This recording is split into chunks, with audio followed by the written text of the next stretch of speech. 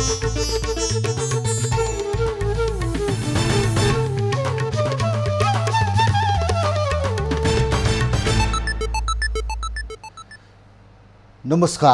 यो एभिन्यूज खबरको संकेत हो। तपाई अहिले एभिन्यूज 8/7 मा हुनुहुन्छ। म सुसन रामदाम। प्रारम्भमा मूल खबर। निर्वाचन आयोगद्वारा उम्मेदवारको अन्तिम नामावली सार्वजनिक। स्वतन्त्र उम्मेदवारलाई चुनाव चिन्ह प्रदान। मनाङमा दीपक मनाङे निर्विरोध। एमालेद्वारा प्रतिनिधि सभाका 3 उम्मेदवार फिर्ता। डडेलधुरामा कर्ण मल्ल, चितवनमा दिनेश कोइराला र नवलपरासीमा हृदेश त्रिपाठीलाई समर्थन। रूपन्देही 2 मा राजु गुरुङको उम्मेदवारी खारेज गरेकोमा सत्ता गठबन्धन रुष्ट। निर्वाचन अधिकृतको राजीनामा माग गर्दै प्रदर्शन। फौजदारी अभियोग लागेका र फरार सूचीमा रहेकालाई उम्मेदवार बनाएकोमा चौतर्फी आलोचना। लोकतन्त्र नै धरापमा पर्ने चिन्ता। नेपालको हवाई सुरक्षामा उल्लेख्य सुधार। ठूलो उपलब्धि हासिल गरेको EU टोलीको प्रतिक्रिया। नेपालले ग्रेट अचिभमेन्ट गरेको छ। र महिला क्रिकेटमा पुलिसद्वारा प्रदेश 118 रनले पराजित। अर्को खेलमा लुम्बिनीले कर्णाली प्रदेशलाई 104 रनले हरायो।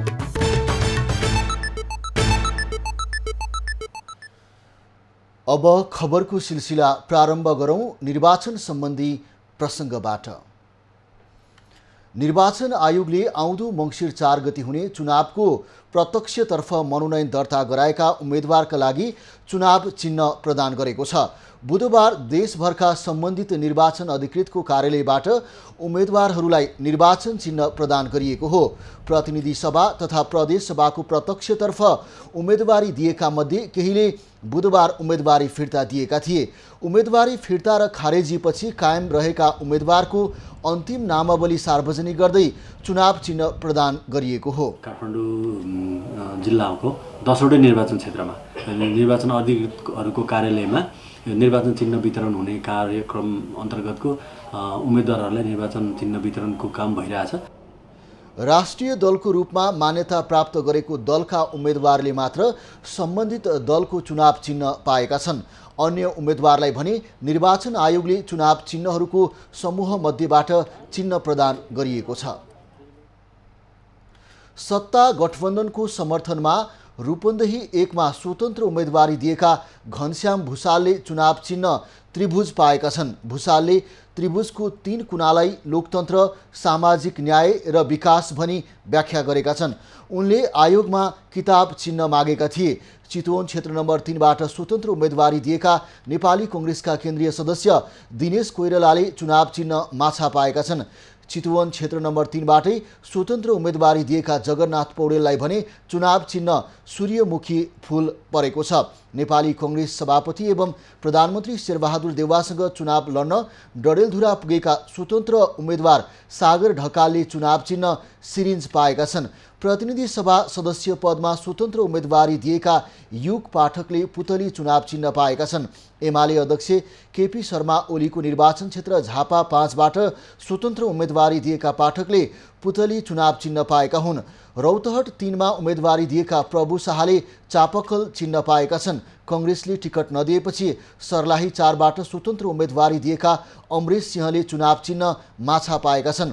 पर्सा निर्वाचन क्षेत्र नम्बर 1 बाट पनि कांग्रेसका नेता अजय द्विवेदीले पनि माछा चुनाव चिन्ह नै पाएका छन्।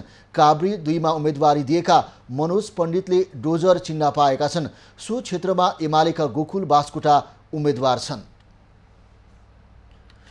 चितवनको क्षेत्र नम्बर 3 मा नेकपा एमाले कांग्रेसका बागी उम्मेदवार दिनेश कोइरालालाई समर्थन गरेको छ। एमालेका उम्मेदवार रामप्रसाद नेउपानेको उम्मेदवारी फिर्ता गरेर कोइरालालाई समर्थन गरेको हो। चितवनको 1 मा नेपाली कांग्रेसबाट बागी उम्मेदवार बनेका राजेन्द्र प्रसाद बुर्लाकोटीले उम्मेदवारी फिर्ता गरेका छैनन्। नवलपरासी 1 मा पनि एमालेले जनता प्रगतिशील पार्टीका अध्यक्ष हृदेश त्रिपाठीलाई समर्थन गर्दै सिन्धु जलेसा बुढाथोकीको उम्मेदवारी पनि फिर्ता लिएको छ। सो क्षेत्रमा कङ्ग्रेसका विनोद चौधरी प्रतिस्पर्धामा छन्। डडेलधुरामा नेपाली कङ्ग्रेस बीपीका कर्ण मल्ललाई समर्थन गर्दै एमालेका चक्रबहादुर स्नेहीले उम्मेदवार फिर्ता लिएका छन्। यस्तै धादिङमा प्रदेशतर्फ एमालेका धनबहादुर घलेको उम्मेदवारी फिर्ता भएको छ। त्यहाँ राप्रपाका डम्बर घलेलाई एमालेले समर्थन जनाएको छ। नेकपा माओवादी केन्द्रका अध्यक्ष पुष्पकमल दाहाल विरुद्ध उम्मेदवारी दिएकी कङ्ग्रेस नेत्री डाक्टर माधवी भट्टले पनि नाम फिर्ता लिएकी छन्। एकीकृत समाजवादीका नेता झलनाथ खनाल विरुद्ध कङ्ग्रेसका अगुवा नेता विक्रम पाण्डेले दिएको उम्मेदवारी भने कायमै रहेको छ। नेकपा एमालेबाट विद्रोह गरेका नेता रामवीर मानन्धरले काठमाडौँ 7 मा उम्मेदवारी कायमै राखेका छन्। कास्की 2 मा बागी उम्मेदवारी दिएका नेपाली कङ्ग्रेसका नेता तथा पूर्व मन्त्री महादेव गुरुङको उम्मेदवारी पनि कायमै छ। रूपन्देही 3 मा गृहमन्त्री बालकृष्ण खाँड विरुद्ध उम्मेदवारी दिएका माओवादीका इमदाद हुसेन खाले पनि नाम फिर्ता लिएका छन्। नेपाली कङ्ग्रेस खोटाङका पूर्व मन्त्री समेत रहेका सर्वधन राईले स्वतन्त्र उम्मेदवारी फिर्ता लिएका छन्। सत्तारूढ गठबन्धनले सर्लाही क्षेत्र नम्बर 2 मा नेपाल समाजवादी पार्टीका अध्यक्ष महेन्द्र राय यादव आफ्ना आधिकारिक उम्मेदवार भएको बताएको छ। आज एक साँझ विज्ञप्ति जारी गर्दै गठबन्धनका शीर्ष नेताहरूले यादव साझा उम्मेदवार भएको जानकारी दिएका हुन्। गठबन्धन गरेका लोसपाका नेता राजेन्द्र महतो र माओवादी केन्द्रको चुनाव चिन्हबाट चुनाव लडेका यादव मध्ये को गठबन्धनको साझा उम्मेदवार हो भन्ने अन्योल भएपछि शीर्ष नेताहरूले यादव आधिकारिक उम्मेदवार बताएका हुन्। सो क्षेत्रमा लोसपा नेता महतो पनि उम्मेदवार भए पनि स्वस्थ प्रतिस्पर्धा गर्ने सहमति गठबन्धनसँग यसअघि नै भएको थियो। लोसपाले मङ्सिर 4 मा हुने चुनावको लागि सत्ता गठबन्धनसँग तालमेल गरेको छ। सर्लाही क्षेत्र नम्बर 2 प्रदेशसभा क्षेत्र क मा सुनिल शाह र प्रदेशसभा क्षेत्र नम्बर ख मा कौशल किशोर राय यादव उम्मेदवार रहेको पनि गठबन्धनले जनाएको छ। यसैबीच सत्ता गठबन्धनले उम्मेदवारी फिर्ता लिएकोमा बागी उम्मेदवारहरूलाई धन्यवाद दिएको छ। तर कतिपय स्थानमा बागी कायमै छ। बागी फिर्ता नलिने उम्मेदवारलाई कारबाही गर्ने तयारी गठबन्धनका नेताहरूले गरेका छन्। यसैबीच एकीकृत समाजवादीले प्रतिनिधि सभाको लागि 4 क्षेत्र र प्रदेशसभातर्फ 18 सिटमा दिएको उम्मेदवारी फिर्ता लिएको जनाएको छ। फिर्ता हुनेमा काभ्रे 2 को खका उम्मेदवार वसुन्धरा हुम्बागाई समेत छन्। उनी समाजवादीका जिल्ला अध्यक्ष एवं बागमती प्रदेशका मन्त्री समेत हुन्। मनाङ प्रदेश खबाट स्वतन्त्र उम्मेदवार बनेका दीपक मनाङे अर्थात् राजीव गुरुङ निर्विरोध निर्वाचित हुने भएका छन्। अर्का स्वतन्त्र उम्मेदवार दोर्जे लामा गुरुङले आफ्नो उम्मेदवारी फिर्ता लिएपछि गण्डकी प्रदेश युवा तथा खेलकुद मन्त्री समेत रहेका राजीव गुरुङ निर्विरोध हुने भएका हुन्। दोर्जेले बुधबार 10 बजेपछि मुख्य निर्वाचन अधिकृतको कार्यालयमा आएर आफ्नो उम्मेदवारी फिर्ताका लागि निवेदन दिएको मुख्य निर्वाचन अधिकृत उत्तम सिलवालले जानकारी दिए। दोर्जेले आफ्नो उम्मेदवारी फिर्ता लिएपछि राजीव गुरुङको एकल उम्मेदवारी रहने र उनी विरुद्ध दाबी विरोध नपरेपछि एकल उम्मेदवारी रहने भएकाले निर्विरोध हुने भएका हुन्। राजीवले मनाङ प्रदेश खमा एमालेको समर्थनमा स्वतन्त्र उम्मेदवार बनेको बताए। उनलाई कङ्ग्रेसले समेत सघाएको थियो। उनले 2074 को निर्वाचनमा एमालेकै समर्थनमा जितेको र अहिले पनि एमालेकै समर्थनमा उम्मेदवारी दिएको बताउँदै आएका छन्। उनले गण्डकी प्रदेशमा मन्त्री रहे तापनि सत्ता गठबन्धन छोडिसकेको बताएका छन्। रूपन्देही 2 का निर्वाचन अधिकृत उदवीर नेपालीमाथि सत्ता गठबन्धनमा आबद्ध राजनीतिक दलका नेताहरूले गम्भीर आरोप लगाउँदै निर्णय सच्याउन र तालिका परिवर्तन गर्न माग गरेका छन्। सत्तारूढ गठबन्धनमा आबद्ध दलहरूले आज बुटवलमा प्रदर्शन गर्दै निर्वाचन अधिकृतमाथि कारबाहीको माग गरेका हुन्। उनीहरूले निर्वाचन कार्यालयमा समेत घेराउ गरेका छन्। बुटवलमा कङ्ग्रेसका परशुराम ढकाल, माओवादीका गोविन्द केसी लगायतका राजनीतिक दलका नेताहरूले निर्णय सच्याउन आग्रह गरेका छन्। निर्वाचन आयोगले राजनीतिक पूर्वाग्रहयुक्त निर्णय गरेको आरोप गठबन्धनका नेताहरूको रहेको छ। राष्ट्रिय सभा अध्यक्ष गणेश तिमिल सिन्हाको निजी सचिवालयबाट काजमा आएका निर्वाचन अधिकृतले पूर्वाग्रह राखेको उनीहरूको आरोप छ। आयोगले एकीकृत समाजवादीका उम्मेदवार राजु गुरुङको उम्मेदवारी खारेज गरेपछि सत्तारूढ गठबन्धनका नेता आक्रोशित भएका हुन्। यसैबीच रूपन्देही क्षेत्र नम्बर 2 का सत्ता गठबन्धनका उम्मेदवार नेकपा एकीकृत समाजवादीका राजु गुरुङको उम्मेदवारी खारिज गर्ने निर्णय सच्याउन माग गर्दै रूपन्देहीका गठबन्धन दलहरूले निर्वाचन अधिकृतको कार्यालयमा पत्र बुझाएका छन्। आयोगले नियोजित रूपमा गुरुङको उम्मेदवारी खारिज गरेको भन्दै उनीहरूले निर्णय सच्याउन र निर्वाचन तालिका नै परिवर्तन गर्न आयोग समक्ष पत्र बुझाएका हुन्। गठबन्धनका दलहरूले निर्वाचन अधिकृत राष्ट्रिय सभा अध्यक्ष गणेश तिमिल सिन्हाको निजी सचिवालयबाट काजमा आएकाले निर्वाचन स्वच्छ र निष्पक्ष हुन्छ भन्ने आशंका रहेको समेत जनाएको छ। उनीहरूले गुरुङको उम्मेदवारी खारेजी नसच्याए त्यसको परिणामको जिम्मा निर्वाचन अधिकृतले नै लिनुपर्ने चेतावनी पनि दिएका छन्। भोलि हुने दुर्घटना पनि तपाईकै जिम्मेवारी हुनुहुनेछ, तसर्थ निर्णय सच्याउन र कार्यतालिका परिवर्तन गर्न पूर्ण आह्वान गर्दछौँ। बैंकिङ कसुर देखाएर गुरुङको उम्मेदवारी खारेज गरिएको भए पनि कसुर देखाइएको कम्पनी राजु गुरुङको मात्र नभएर शेयर सदस्य मात्र भएको समाजवादीका नेताहरूले जनाएका छन्। गुरुङ शेयर सदस्य रहेको नर्थ वेस्ट नेपाल इन्फ्रा प्रालीको मुद्दा उच्च अदालत पाटनमा विचाराधीन रहेको अदालतले जानकारी गराएको छ।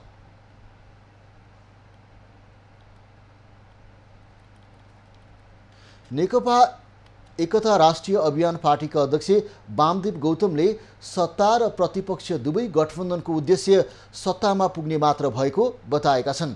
प्रेस विज्ञप्ति निकाल्दै उनले सिद्धान्त, विचार, नीति, योजना र देश विकासको स्पष्ट खाकाविहीन अवस्थामा मुलुकका मुख्य राजनीतिक पार्टीहरू दुई गठबन्धनमा आबद्ध भएको बताएका हुन्। दुवै गठबन्धनको उच्चतम उद्देश्य आफ्नै नेतृत्वको सरकार कसरी बनाउने भन्ने बाहेक अरू केही नरहेको उनको गुनासो छ। गौतमले दुवै गठबन्धन बहुदलीय प्रतिस्पर्धाको राजनीतिक प्रणाली र नेपालको संविधानको भावनाको विरुद्ध रहेको उल्लेख गरेका छन्। दुई गठबन्धनका क्रियाकलापले नेपालको संविधानको अक्षर र भावनाको खिल्ली उडाएको उनको भनाइ छ। गौतमले आफ्नो पार्टीले कुनै पनि गठबन्धनलाई समर्थन गरेर मतदान नगर्ने उल्लेख गरेका छन्। गौतमले आफ्ना कार्यकर्ता, समर्थक र शुभेच्छुकलाई मतदानमा स्वविवेक प्रयोग गर्न पनि आग्रह गरेका छन्। मतदान गर्नु पूर्व स्थानीय तहका जनतालाई गोलबद्ध गरी सम्बन्धित जिल्ला र क्षेत्रको निर्माण र विकास सम्बन्धी समस्यालाई समाधान गर्न सम्बन्धित उम्मेदवारलाई लिखित रूपमा प्रतिबद्ध गराउने कामको अगुवाई गर्न उनले निर्देशन समेत दिएका छन्। गौतमले गठबन्धनको साझा घोषणा पत्र पनि दिन नसकेको टिप्पणी गरेका छन्। फौजदारी अभियोग लागेका तथा फरार सूचीमा रहेकालाई पनि उम्मेदवारको टिकट दिएर दलहरूले विधिको शासनको उपहास गरेको टिप्पणी हुन थालेको छ। एउटै अभियोग लागेको व्यक्ति निजामती वा न्याय सेवामा अयोग्य हुने तर राजनीतिमा योग्य हुने कानुन बनाएर दलहरूले गलत बाटो रोजेका छन्। सशस्त्र प्रहरीका सहायक निरीक्षक असई थमन विकको हत्यामा मुछिएका लक्ष्मी महतोले महोत्तरी 1बाट प्रतिनिधि सभामा उम्मेदवारी दिएका छन्। उनी आइतबार जनता समाजवादी पार्टी परित्याग गरी एमालेमा प्रवेश गरेका थिए। लगतै उनले वारेस मार्फत उम्मेदवारी दर्ता गराए। थमन विक हत्याकाण्डमा जिल्ला अदालतमा मुद्दा खेपिरहेका नेता तथा पूर्व सामाजिक विकास राज्यमन्त्री अभिराम शर्मा महोत्तरी 3 को क तथा सोही काण्डमा प्रहरीको फरार सूचीमा रहेको कौशल कुमार यादव महोत्तरी 4 को खबाट लोसपाबाट प्रदेश सभा सदस्यको उम्मेदवार बनाइएको छ। शर्मा लगायत 12 जनाको समूहले सरकारी कार्यालयमा आगजनी र लुटपाट समेत गरेको मुद्दा 2075 चैत्र 12 देखि मुलतबीमा राखिएको छ। शर्मा माथि मधेस आन्दोलनका क्रममा सशस्त्र प्रहरीका असई थमन विकको हत्या आरोपमा मुद्दा चलिरहेको छ। यस्ता अरू दर्जनौं विवादित र आरोपित व्यक्तिले उम्मेदवारी दर्ता गराएका छन्, जसले गर्दा उम्मेदवार कस्तो उठाएको भनेर नैतिक प्रश्न उठेको छ। व्यवस्था छ या छैन त्यसको चाहिँ औचित्य नै छैन। त्यसैले चाहिँ तुरन्त यी राजनीतिक व्यक्तिहरूमाथि फौजदारी मुद्दा लागेका र चाहिँ हत्याकाण्डमा चाहिँ एकदम परेका त्यो अदालतमा मुद्दा चलिरहेकालाई तुरन्त चाहिँ एकदम रोक्नुपर्ने हो र त्यसका चाहिँ उम्मेदवारी चाहिँ कि खारिज अविलम्ब गर्नुपर्ने हो। चुनावमा दलहरूले योग्य उम्मेदवार वा कसुरविहीन व्यक्तिको सट्टा मुद्दा चलेका फरार सूचीमा रहेकालाई टिकट दिन हुँदैन थियो। जितेपछि पनि निलम्बनमा पर्ने उम्मेदवार उठाएर मतदातालाई धोका दिने काम गर्नु अपराध भएको कतिपय बताउँछन्। निर्वाचनमा उम्मेदवार बनेका व्यक्तिलाई फौजदारी मुद्दा लागेको छ र फौजदारी मुद्दामा हाजिर भएर फेरि पनि तारिख छोडेर बसेको अथवा उच्च अदालतको आदेश बमोजिमको कार्यान्वयन भइसकेको छैन भने चुनाव लड्न पाइयो, चुनाव लड्नमा विवाद भएन। तर चुनावको परिणामबाट यदि त्यो मान्छेले जितेर गयो भने निलम्बनको हैसियतले बस्नुपर्छ र फैसला भइसकेपछि फैसलामा सफाई पायो भने उसले आफ्नो पदभार गर्छ, नत्र पदभार गर्न पाइँदैन। परिणाम चाहिँ यस्तो हुन्छ। अदालतले दोषी भनेर सजाय दिएपछि मुद्दा किनारा नहुन्जेल ऊ दोषी नै हुन्छ। सामान्य जागिरका लागि वा विदेश जानका लागि पनि चरित्र ठीक छ भन्ने प्रहरीको पत्र चाहिन्छ भने देशको कानुन बनाउँछु भन्नेको चरित्र त झन बेदाग हुनुपर्छ। कानुन निर्माण गर्ने थलोमा पुग्न अपराधमा मुछिएका व्यक्तिलाई नै दलहरूले उम्मेद्वार बनाउँदा दण्डहीनताले थप प्रशय पाएको छ। लड्न नपाउने अथवा उम्मेदवारी नै मनोनयन दर्ता गर्न नपाउने भन्ने अवस्था छैन। उम्मेदवार दर्ता गर्नलाई निर्वाचन उम्मेदवारको प्रतिनिधि वा वारेसले पनि मुद्दा दर्ता गराउन पाउँछ। र अब यो त हाम्रो सामान्यमा के छ भने रेशम चौधरी कारागारमै रहँदाका अवस्थामा पनि उहाँले जितेर उहाँले शपथ ग्रहण समेत पनि गरेको हाम्रो दृष्टान्त छँदैछ। सोही दृष्टान्तले पनि क्लियर गर्छ कि मुद्दा विचाराधीन रहेको अवस्थामा उहाँलाई रोक्न मिल्दैन। अहिलेको कानुनले मुद्दाको अन्तिम किनारा नलागेका आरोपितलाई निर्वाचनमा भाग लिन पाउने सुविधा दिएको छ। कसैले फौजदारी र नैतिक पतन देखिने मुद्दा खेपिरहेको छ र त्यस्ता व्यक्तिलाई दलहरूले जिताउँछन् भने यो प्रजातन्त्रको कुरूप पक्ष हो। यसलाई सबै मिलेर सुधार्नुपर्छ। कमलेश मण्डल, महोत्तरी। आगामी प्रतिनिधि सभा निर्वाचनमा शीर्ष नेता उम्मेद्वार भएको क्षेत्रमा रोचक प्रतिस्पर्धा हुने देखिएको छ। केही क्षेत्रमा पुरानै अनुहार प्रतिस्पर्धामा छन् भने केहीमा नयाँ उम्मेद्वारले शीर्ष नेतालाई चुनौती दिने भएका छन्। विशेष खबरको साथमा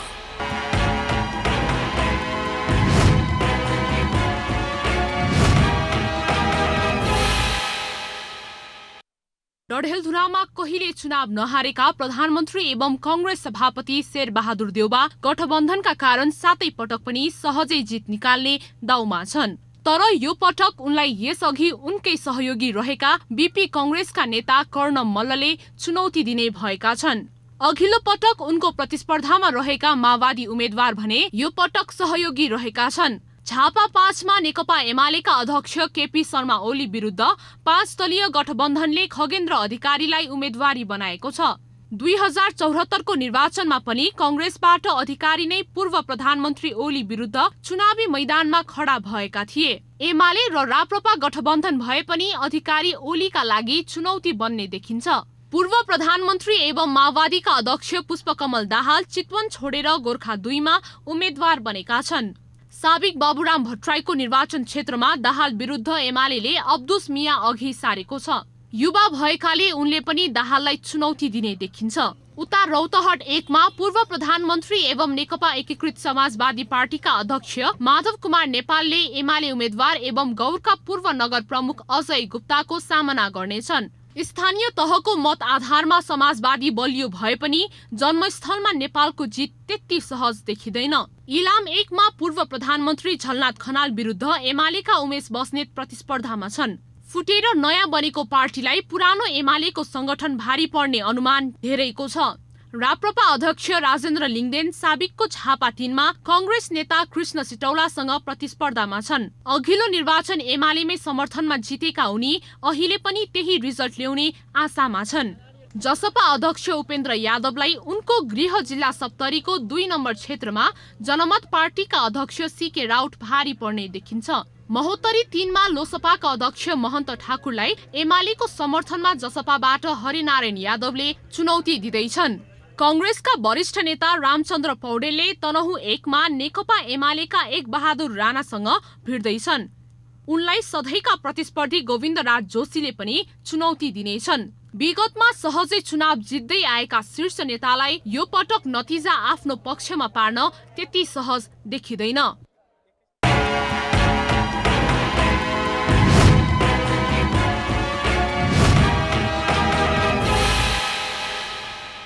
स्थानीय निर्वाचनमा स्वतन्त्र युवा उम्मेदवारले अप्रत्याशित जित हासिल गरेपछि सङ्घ र प्रदेशमा पनि उम्मेदवार बन्न चाहने बढेका छन्।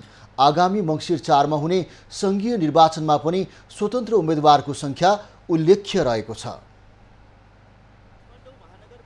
वैशाखमा सम्पन्न स्थानीय तह निर्वाचनमा काठमाडौँ, धरान, धनगढी लगायत विभिन्न स्थानमा 387 जना स्वतन्त्र उम्मेद्वारहरूले जित हासिल गरेका थिए। त्यसैको प्रभाव र जनताले नयाँ अनुहार खोजेकै कारण आगामी मक्सिरमा हुने सङ्घीय निर्वाचनमा पनि स्वतन्त्र उम्मेद्वारी दिनेहरूको संख्या उल्लेखनीय छ। स्थानीय तहको निर्वाचनमा काठमाडौँ महानगरपालिका प्रमुखको आकांक्षी बनेका सुमन सायामीले पराजय बेहोरेपछि संसदीय निर्वाचनमा काठमाडौँ क्षेत्र नम्बर 8 बाट स्वतन्त्र रूपमा उम्मेद्वारी दिएका छन्। 2074 सालको चुनावमा पराजय भोगेकी रन्जु दर्शनाले आगामी संसदीय चुनावमा काठमाडौँ क्षेत्र नम्बर 5 बाट स्वतन्त्र रूपमा आफ्नो नाम दर्ता गराएकी छिन्। यी त केही प्रतिनिधिमूलक उदाहरण मात्र हुन्। देशका हरेक जस्तो निर्वाचन क्षेत्रमा यो पटक स्वतन्त्र उम्मेद्वारी दर्ता भएको देखिन्छ। स्वतन्त्र उम्मेद्वारी दिनेमा अधिकांश युवा रहेका छन्। जनताले नयाँ अनुहार हेर्न चाहेका हुनाले पनि यस पटक केही नयाँ अनुहार र स्वतन्त्र उम्मेद्वारहरूको संख्यामा वृद्धि भएको हो। स्वतन्त्र उम्मेद्वारहरूको संख्यामा वृद्धि आए पनि युवा सहभागिता भने न्यून देखिएको छ। प्रतिनिधि सभातर्फ उम्मेद्वारी दिनेमा सबैभन्दा कम उमेर 25 वर्ष रहेको छ। 25 वर्ष उमेर समूहका मात्र 20 जना उम्मेद्वारहरू रहेका छन्। उक्त 25 जनामा 15 जनाले स्वतन्त्र उम्मेद्वारी दर्ता गराएका छन् भने 5 जनाले दलको तर्फबाट आफ्नो मनोनयन दर्ता गराएका छन्। यता प्रदेशतर्फ हेर्ने हो भने 25 वर्ष उमेर पुगेका 32 उम्मेद्वार छन्, जसमध्ये 16 जनाले मात्र स्वतन्त्र रूपमा आफ्नो उम्मेद्वारी दर्ता गराएका छन्। 40 वर्ष मुनिका युवा उम्मेद्वारको संख्या अघिल्लो संसदीय निर्वाचनमा 34.84% र गत वैशाखमा सम्पन्न स्थानीय निर्वाचनमा 41% रहेको थियो भने यस पटक 30% मात्रै युवा रहेका छन्। खबरको सिलसिला अझै जारी छ, हामी सँगै रहनुहोला।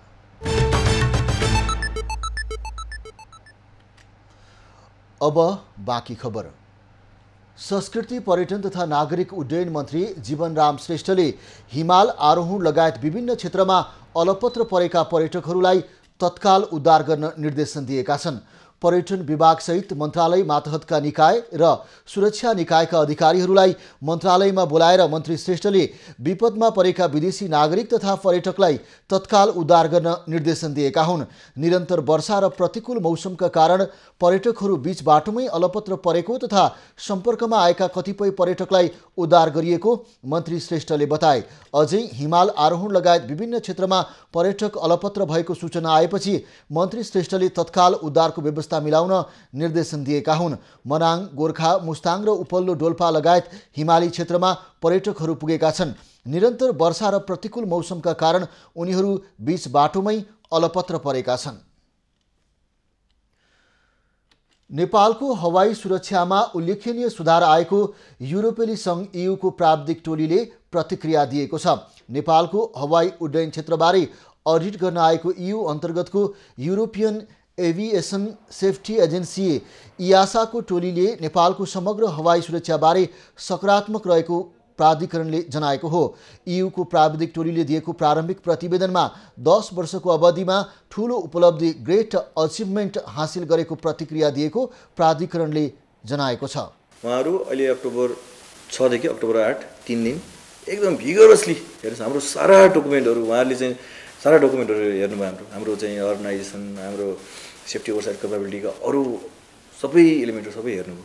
त्यति मात्र होइन, उहाँहरू तारा एयर, समिट एयरमा समेत उहाँहरूले तपाईँ इन्डस्ट्रीमा पनि गएर भिजिट गर्नुभयो। र उहाँहरूको रिकमेन्डेसन के छ भने चाहिँ नेपालले ग्रेट एचिभमेन्ट गरेको छ 10 वर्षमा। नेपालमा हालै 3 दिन अडिट गरेको EUको प्रतिनिधिले प्राधिकरणसहित तारा एयर र समिट एयरको स्थलगत अध्ययन गरेको थियो। EUले प्राधिकरण विभाजन गरेर सेवा प्रदायक र नियामक बनाउन कहिले निर्देशन नदिएको, बरु हवाई सुरक्षामा सुधार गर्न र आधुनिक प्रविधिको भरपूर उपयोग गर्न सुझाएको छ। EUको प्राविधिक टोलीले अक्टोबर आगामी कार्तिक 11 गते नेपाललाई प्रतिवेदन दिने जनाइएको छ। नेपालको हवाई उड्डयन सुरक्षामा जोखिम बढेको जनाउँदै आइकाओले सन् 2013 मा नेपाली वायु सेवालाई गम्भीर सुरक्षा चासोको सूचीमा राखेको थियो। संविधानविदहरूले राष्ट्रपति विद्यादेवी भण्डारीले दोस्रो पटक संविधानका प्रावधानको उल्लङ्घन गरेको आरोप लगाएका छन्। राष्ट्रपति भण्डारीले विधेयकलाई 15 दिनभित्र प्रमाणीकरण गर्न पर्ने संवैधानिक दायित्वलाई उल्लङ्घन गरेको उनीहरूले आरोप लगाएका हुन्। असोज 5 गते संघीय संसदका दुवै सदनबाट पारित भई प्रमाणीकरणका लागि राष्ट्रपति समक्ष पठाइएका 3 विधेयक 3 दिन ढिलो गरी राष्ट्रपति भण्डारीले प्रमाणीकरण गरेपछि त्यसको आलोचना भएको हो। राष्ट्रपति पद संविधानको पालना गर्न तोकिएको पद भएकाले संविधानको रक्षकबाट नै संविधान विरोधी काम भएको संविधानविदको भनाइ छ। राष्ट्रपतिजीले प्रमाणीकरण त गर्नुभयो, तर 15 दिनभित्र गर्नु भएन। नभएका कारणले गर्दाखेरि संविधानको उल्लङ्घन भयो भन्ने मलाई लाग्दछ। राष्ट्रपति भण्डारीले बीमा विधेयक, सार्वजनिक ऋण व्यवस्थापन र पशु स्वास्थ्य तथा पशु सेवा व्यवसायी परिषद सम्बन्धमा व्यवस्था गर्न बनेको विधेयक 18 दिनमा प्रमाणीकरण गरेकी हुन्। यसअघि नागरिकता अध्यादेश राष्ट्रपतिले समय सीमा हुँदा पनि प्रमाणीकरण नभएको आलोचना भएको थियो। संघीय संसद सचिवालयले भने 15 दिनको समय संवैधानिक व्यवस्था अनुसार भए पनि प्रमाणीकरण भएर आइसकेपछि विधेयकले मान्यता पाउने जनाएको छ।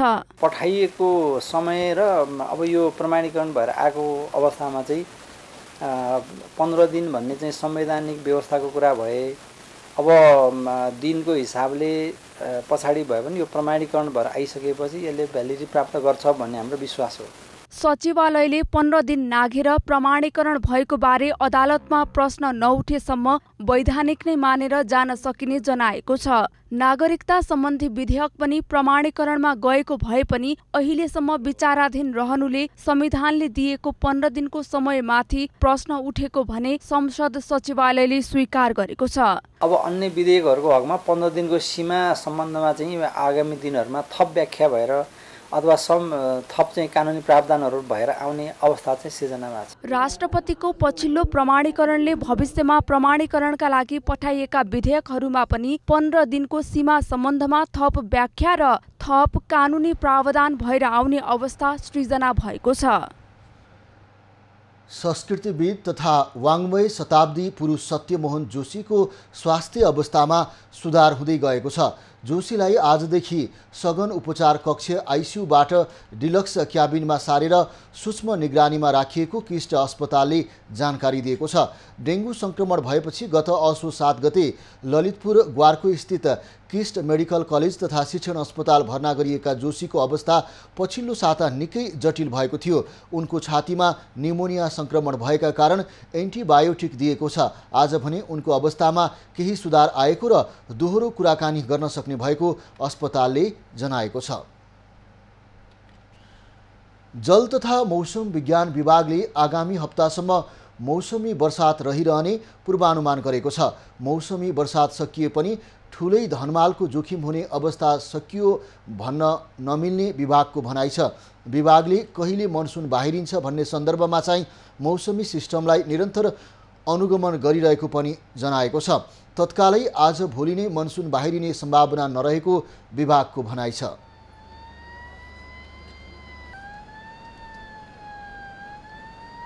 अहिले तत्कालै आज भोलि नै 1-2 दिनमा मनसुन बाहिरिने सम्भावना छैन। तथापि सम्भवतः अर्को हप्ता मनसुन बाहिरिन सक्छ। विभागले आगामी हिउँदको मौसमी अवस्था कस्तो हुन्छ भन्ने बारे हिउँदयाम सुरु हुनु अघि नै जानकारी दिने पनि बताएको छ। डिसेम्बर, जनवरी र फेब्रुअरी महिना हिउँदयाम हुने भन्दै त्यसको जानकारी समय आउनु अगावै दिने तयारी विभागको छ। जल तथा मौसम विज्ञान विभागले अहिले नै हिउँदको वर्षा कस्तो हुन्छ अथवा हिउँदमा के कस्तो मौसमी अवस्था हुन्छ भन्ने अहिले गर्ने बेला भइसकेको छैन। पूर्वानुमान गर्ने बेला भइसकेको छैन। हामी निश्चित समय आएपछि त्यो पूर्वानुमान गर्छौँ। विभागले आगामी हिउँदको मौसमी अवस्था कस्तो हुन्छ भनेर अहिले नै पूर्वानुमान गर्न नमिल्ने जनाएको छ। विभागले हाल मौसमी अवस्थाबारे 24 घण्टा नै सेवा दिँदै आएको छ। हुम्लामा 10 दिनदेखि विद्युत आपूर्ति बन्द भएको छ। हेल्दुम वितरण केन्द्रको प्रसारण लाइनमा समस्या आएपछि विद्युत आपूर्ति रोकिएको छ। अविरल वर्षाले विद्युतको नहर भत्कदा सिमकोट र खारफुनाथ गाउँपालिकामा अन्धकार भएको हो। वर्षाले एक ठाउँमा 55 मिटर र अर्को ठाउँमा 20 मिटर नहर भत्काएको छ। तर मर्मतको काम अझै सुरु नभएकाले विद्युत कहिले सुचारू हुने निश्चित भएको छैन।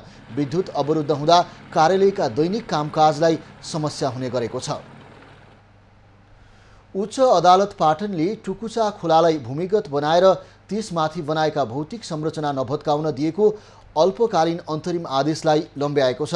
आज न्यायाधीश टेक प्रसाद ढुङ्गाना र विमल सुवेदीको संयुक्त इजलासले अन्तरिम आदेशलाई कार्तिक 1 सम्म निरन्तरता दिने आदेश गरेको हो। असोज 7 को आदेश अनुसार झिकाउने भनिएको भूमि व्यवस्था सहकारी तथा गरिबी निवारण मन्त्रालयका सहसचिव जनकराज जोशीको नेतृत्वमा बनेको कार्यदलले बुझाएको प्रमाणित प्रतिलिपि झिकाउन मन्त्रालयमा पत्रचार नै नगरेपछि अल्पकालीन आदेशलाई निरन्तरता दिएको हो। अदालतले प्रतिलिपिसँगै बागमती सभ्यता एकीकृत विकास समितिबाट 3 दिनभित्र झिकाई प्रस्तुत मुद्दा र लगाउमा पेश भएका सबै मुद्दाका पक्षधरलाई अन्तरिम आदेश छलफल प्रयोजनको लागि कार्तिक 1 को पेशी तोकेको छ। काठमाडौँ महानगरपालिकाले टुकुचा खोला खोज्न भन्दै काठमाडौँको हात्तीसार क्षेत्रमा खन्न सुरु गरेको थियो। त्यसको विरोधमा प्रेसिडेन्ट ट्राभल एन्ड टुर्स प्रालीको तर्फबाट निर्देशक भोला विक्रम थापा लगायत 3 जनाले साउन 31 गते उच्च अदालतमा रिट दायर गरेका थिए।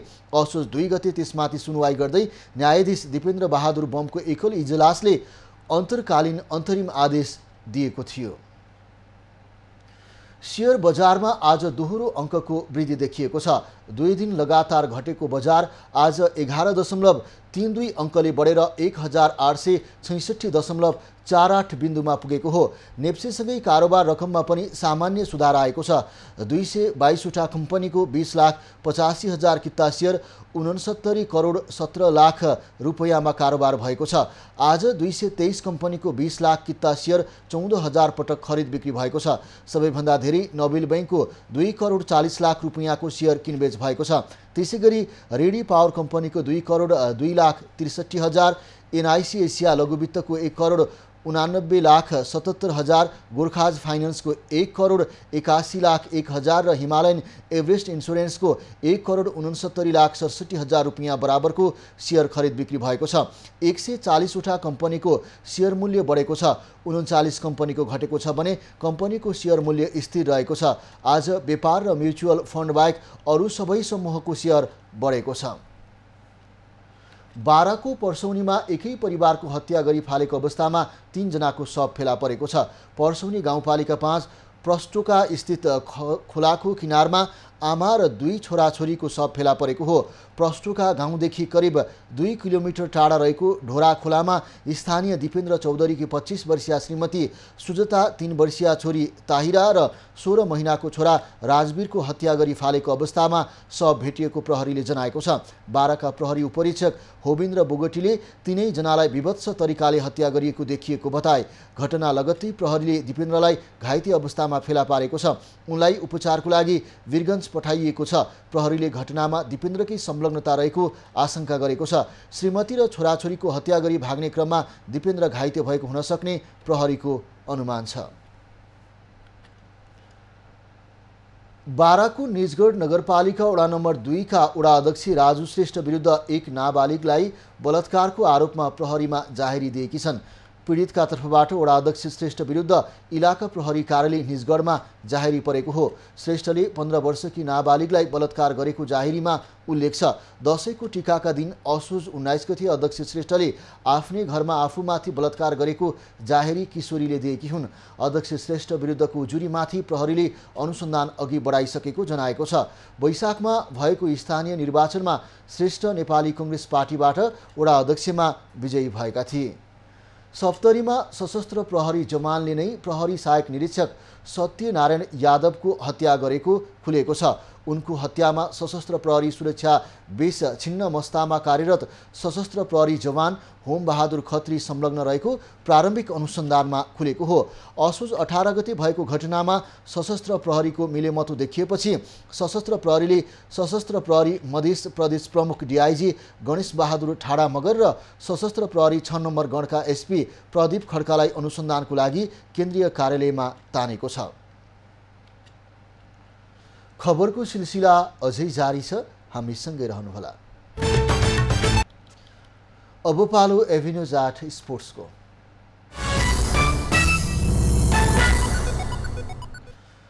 नौ राष्ट्रिय खेलकुद प्रतियोगिता अन्तर्गतको महिला क्रिकेट प्रतियोगितामा विभागीय टोली नेपाल पुलिस क्लबले लगातार दोस्रो जित हात पारेको छ। पोखरामा आज भएको खेलमा नेपाल पुलिस क्लबले प्रदेश 1 लाई 118 रनले पराजित गरेको छ।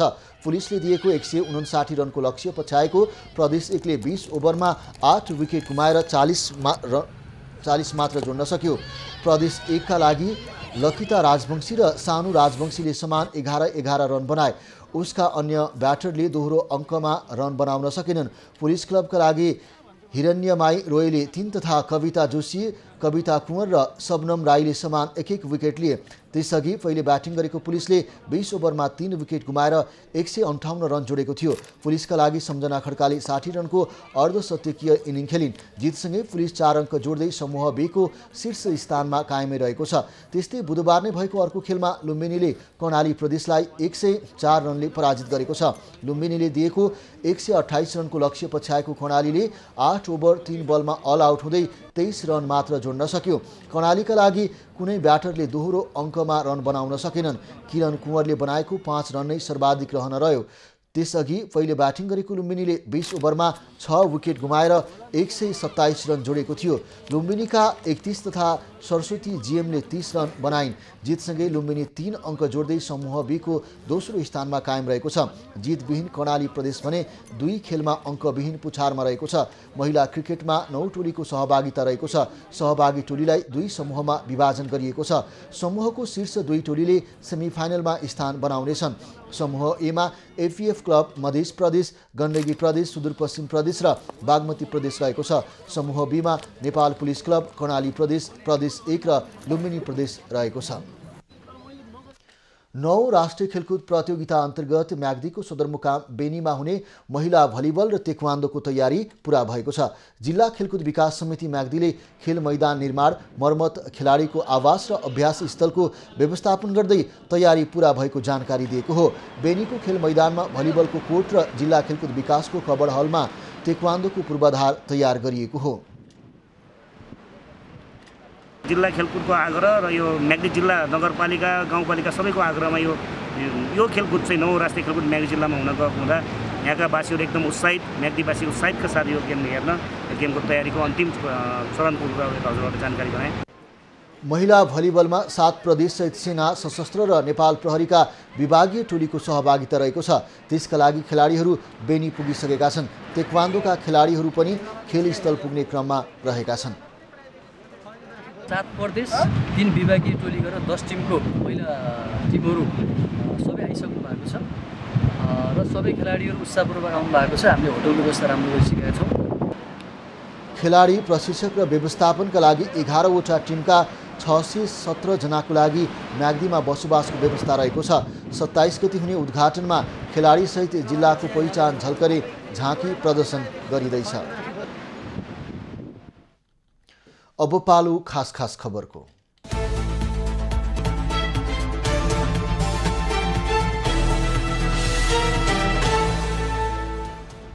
नेपालमा थप 51 जनामा कोरोना संक्रमण पुष्टि भएको छ। देशभर गरिएको 743 पीसीआर परीक्षणका क्रममा 45 जना र 980 एन्टिजेन परीक्षणका क्रममा 6 जनामा कोरोना संक्रमण पुष्टि भएको हो। कोरोनाका कारण बुधबार पनि कसैको मृत्यु भएको छैन भने थप 22 संक्रमित निको भएका छन्। हाल नेपालमा 598 सक्रिय संक्रमित आइसोलेसनमा रहेको मन्त्रालयले जनाएको छ। एक साताबाट परेको अविरल वर्षाले जुम्लामा बाढी पहिरोबाट 10 जनाको मृत्यु भएको छ भने 1 जना अझै बेपत्ता छन्। कनका सुन्दरीमा 8, गुठीचौर र हिमामा 1-1 जनाको ज्यान गएको हो। जिल्लाभर 85 भन्दा बढी घर पूर्ण रूपमा क्षति भएका छन्। हुम्लामा छुट्टाछुट्टै 2 स्थानमा पहिरोमा परि गम्भीर घाइते भएका 4 जनाको सेनाको हेलिकप्टरबाट आज उद्धार गरिएको छ। पहिरोबाट घाइते ताजाकोटका 7 वर्षका बालक केशव परियार र चङ्खेलीका 38 वर्षका देउच्याया कामी, 36 वर्षकी अबकनी कामी र 14 वर्षका तपेन्द्र कामीको उद्धार गरिएको हो। उनीहरूको सुर्खेतमा उपचार भइरहेको छ। नेपाली कङ्ग्रेसले गठबन्धन विरुद्ध उम्मेदवारी दिएका पार्टीका नेता कार्यकर्ताहरूलाई कारबाही गरेको छ। पार्टीको निर्देशन विपरीत उम्मेदवारी फिर्ता नलिएका उम्मेदवार र उनीहरूका प्रस्तावक र समर्थकलाई कङ्ग्रेसले कारबाही गरेको हो। उनीहरूलाई पार्टीको सदस्य समेत नरहने गरी 5 वर्षको लागि निष्कासन गरिएको छ।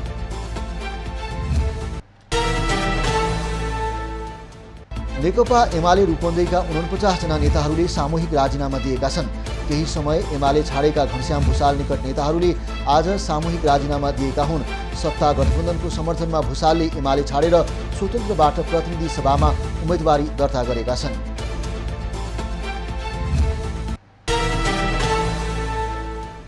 नेकपा एमालेका नेता भीम रावलले पार्टीभित्रको पछिल्लो गतिविधि र त्यसमा आफ्नो भूमिकाबारे आधिकारिक धारणा भोलि सार्वजनिक गर्ने बताएका छन्। पार्टीको टिकट वितरण प्रणालीबारे असन्तुष्टि व्यक्त गर्दै आएका रावलले बिहिबार पत्रकार सम्मेलन मार्फत आफ्नो आधिकारिक धारणा सार्वजनिक गर्ने भएका हुन्।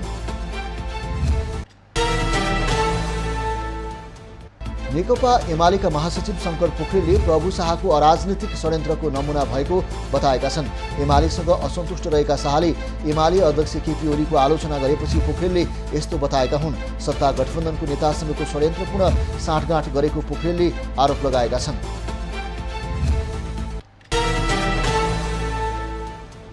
नेपाली कङ्ग्रेसका नेता नरहरि आचार्यले काठमाडौँ क्षेत्र नम्बर 5 का सचेत मतदाताले सही नेतृत्व चयन गर्ने बताएका छन्।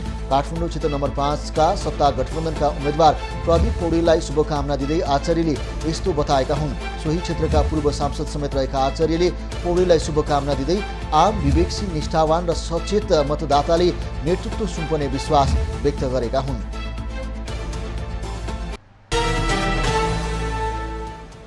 लोकसेवा आयोगले सहसचिव र उपसचिव गरी 433 कर्मचारी भर्नाको लागि विज्ञापन खुलाएको छ। आयोगले एक सूचना जारी गर्दै 112 सहसचिव र 321 उपसचिव गरी जम्मा 433 जनाको लागि विज्ञापन खुलाएको हो। आयोगका अनुसार दरखास्त फारम बुझाउने कार्तिक 29 गतेसम्म समय छ। सरकारले यही कार्तिक 2 र 3 गते भिटामिन ए र जुकाको औषधि खुवाउने भएको छ। 6 देखि 59 महिनासम्मका बालबालिकालाई भिटामिन ए र 1 देखि 5 वर्षसम्मका बालबालिकालाई जुकाको औषधि खुवाउन लागि हो। करिब 25 लाख बालबालिकालाई भिटामिन ए खुवाउने कार्यक्रम छ।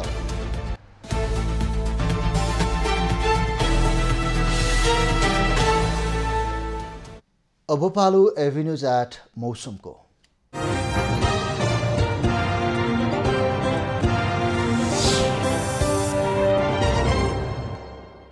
गत 24 घण्टामा प्रदेश 1 मध्य प्रदेश बागमती र गण्डकी प्रदेशमा आंशिकदेखि सामान्य बदली रह्यो।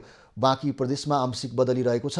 आज प्रदेश 1 मध्य प्रदेश बागमती र गण्डकी प्रदेशका केही स्थानमा र बाँकी प्रदेशका थोरै स्थानहरूमा मेघ गर्जनसहित हल्कादेखि मध्यम वर्षा भएको जल तथा मौसम विज्ञान विभागले जनाएको छ। काठमाडौँ उपत्यकाको आजको अधिकतम तापक्रम 27 डिग्री सेल्सियस र न्यूनतम तापक्रम 17 डिग्री सेल्सियस मापन गरिएको छ। आज देशभरको मौसम कस्तो रह्यो त हेरौँ देशका विभिन्न स्थानको मौसमी अवस्था।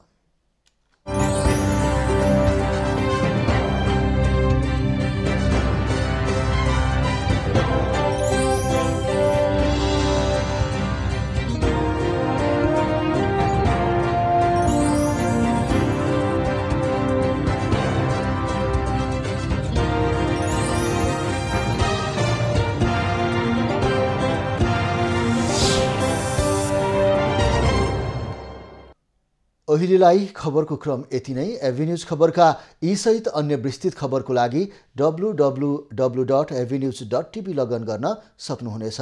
युट्युब, फेसबुक र ट्विटरमा पनि हामीलाई फलो गर्न सकिनेछ।